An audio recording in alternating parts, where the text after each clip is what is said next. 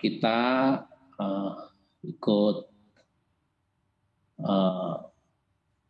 memberikan pandangan yang positif tentang ekonomi Indonesia, terutama hasil capaian yang kuartal 2 2021 ini, di mana 7,7%.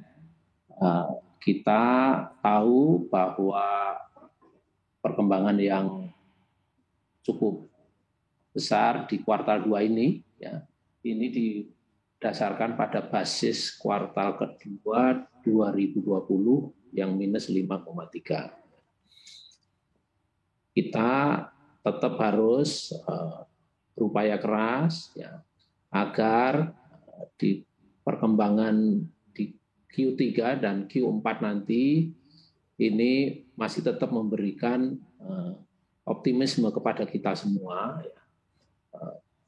Selain itu kita harus berupaya keras, ya, agar sumber-sumber pertumbuhan, ya, berikutnya ini kita dorong lebih cepat, ya, dengan berbagai upaya kita, terutama dari sektor keuangan. Kalau kita flashback, kita evaluasi pertumbuhan yang terjadi. Indonesia selama ini itu 50 di TW2 2021 ini 55,07% itu didukung pengeluaran konsumsi rumah tangga.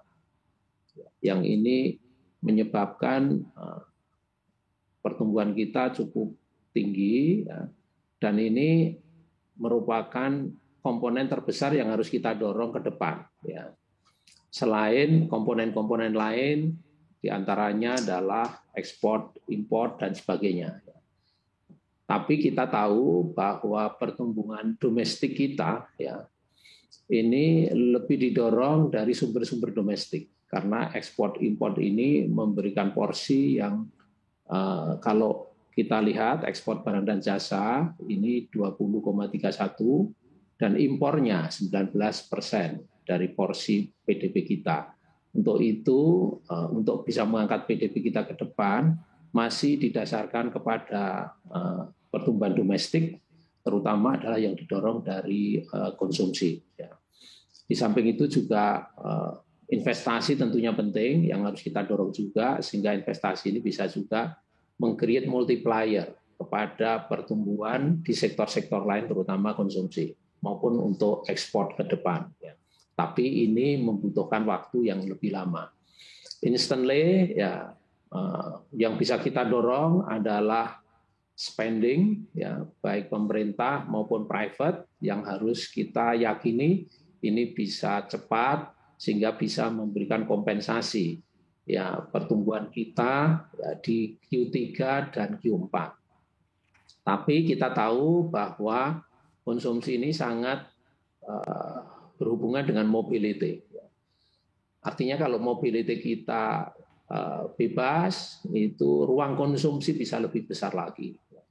Kalau mobility kita terbatas, sehingga konsumsi tentunya akan juga mengalami kendala. Untuk itu, bagaimana dengan mobility kita yang terbatas, ya, terutama ini beberapa waktu ke depan sampai Q3 sampai Q4, ya, mudah-mudahan ini kita bisa memberikan ruang-ruang meskipun dengan mobility terbatas, ya, kita bisa memberikan ruang untuk konsumsi yang lebih besar, terutama belanja-belanja, ya, belanja-belanja pemerintah daerah, dan juga belanja masyarakat, meskipun tidak harus diikuti dengan mobility. Nah, ini diantaranya sektor-sektor konstruksi masih tetap bisa kita lakukan, ya, dan juga sektor-sektor pembangunan yang lain masih kita lakukan, sehingga ini bisa mendorong kita untuk multiplier, terutama di pembangunan perumahan, karena kemarin di awal tahun sudah kita berikan insentif untuk properti mendapatkan kemudahan-kemudahan, sehingga kita harapkan pembangunan rumah akan marak dan memberi multiplier yang tinggi terhadap penjualan semen dan juga mempekerjakan orang, sehingga nanti itu mendorong adanya konsumsi yang lebih besar lagi. Untuk itu kami tetap optimis di 2004 kuartal 4 di 2021 ini pertumbuhannya masih cukup tinggi, ya, di antaranya sekitar 4,5 sampai 5,5.